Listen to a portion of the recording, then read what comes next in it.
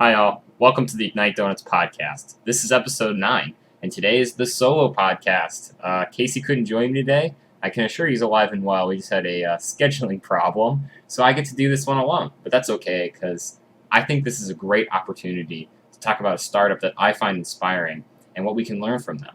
So, the company I'd like to talk about today is SpaceX. SpaceX has been in the news recently because they just launched American astronauts into orbit from the United States. You may ask, why is this significant? Well, the last vehicle that was able to do that was the Space Shuttle, and the Space Shuttle was retired in 2011. So SpaceX was able to accomplish something truly incredible by launching astronauts into orbit. But let's rewind a little bit and just talk about a little bit of a brief history on SpaceX. Their founder is Elon Musk, so Elon Musk also worked on PayPal, and he made a large fortune from the startup PayPal. But like a great serial entrepreneur, he didn't rest on his laurels, and he started a new company. And this new company was debatably far more ambitious than PayPal, certainly more capital intensive, and that's a space launch company. So let's break that down. What is a space launch company? Like any other industry, there are customers who have needs, and businesses meet those needs. So in the space launch industry, the people who need things are governments, companies. Basically, they need things to go into space. So that could be a satellite. In NASA's case, it could be astronauts. Whatever it may be, they need things to go up into space, out of the Earth's atmosphere. Companies fulfill those needs. Traditionally, the companies that did that were these massive mega corporations like Boeing or Lockheed Martin, or in some cases, NASA, a government organization themselves. Well, SpaceX came along as a startup, and they were one of the first space startups, and they set to enter this market dominated by big players. Initially, they had a lot of trouble. They were trying to launch their first rocket, the Falcon 1 rocket, as like a demonstration flight, and it failed numerous times. And they were able to cobble together one last flight with spare parts, and that was the flight that worked. So I think that can show us that even the successful startups were on razor-thin edges too, just like so many of our startups are in the young stages. In addition, it took them a long time to launch their first rocket. They were founded in 2002, and then in 2008 is when they had their first successful launch. That's a lot of time it took for them to launch the rocket. But okay, they launched the rocket, then what happened? Well, in order for a small player to make a difference in such an established industry, they had to do something different. They had to have a competitive advantage. And their advantage was price. They were able to launch rockets far cheaper than the competition. Now you may ask, how are they able to do it so cheaper if they were smaller? Because they reused their rockets.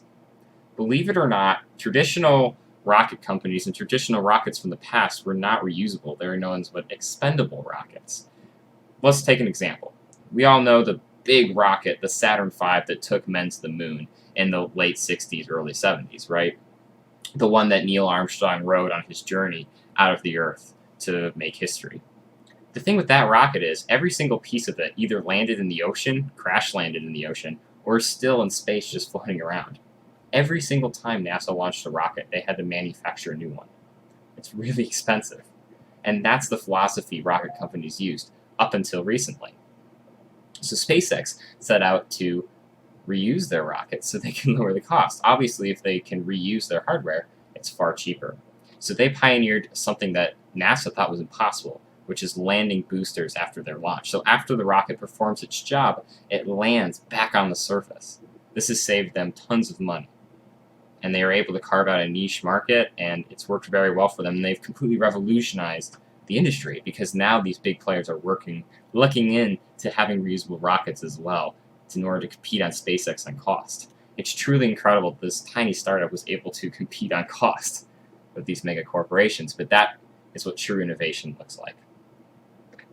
So moving on, what are some qualities of SpaceX that I think we can learn from or apply to our own startups? Well, for starters, SpaceX is great at pivoting. Pivoting is one of the best things SpaceX does. So an example of this is their early rockets. So as I mentioned before, their first rocket, called the Falcon 1, it took them many, many, many years to develop.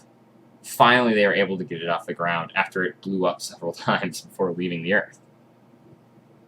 So after it got up, they did one commercial flight. Then the company realized that the rocket was too small for the industry they were entering, and that it would be better suited to develop a larger rocket. So after just using the rocket they just developed one time, they put it on the shelf and developed a new rocket. That sounds crazy, but the fact of the matter is the new rocket called the Falcon 9 is the rocket that's completely dominated the launch industry, and it's the rocket that launched humans into space just recently.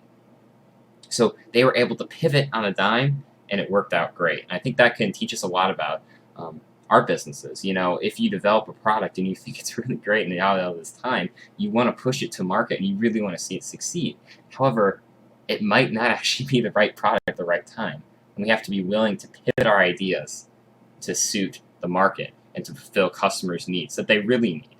And so that's something that Elon Musk, the wonderful entrepreneur, and SpaceX understood. The other thing that SpaceX does really well is they have a willing to experiment. So rockets are expensive. I think that goes without saying.